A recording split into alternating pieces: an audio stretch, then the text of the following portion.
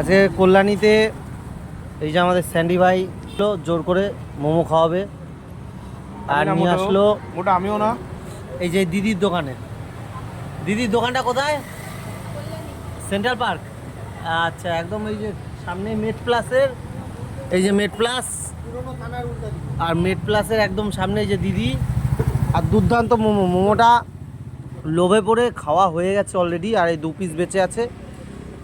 দিদি chicken momo 6 piece কয় টাকা নিচ্ছ? মাত্র 50-এ 6 পিস।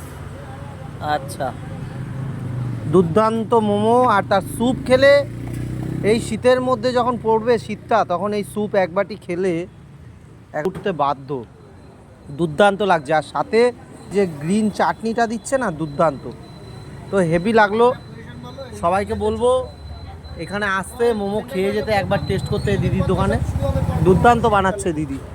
এই মেড প্লাসের একদম সামনে দিদি মোমোর দোকান।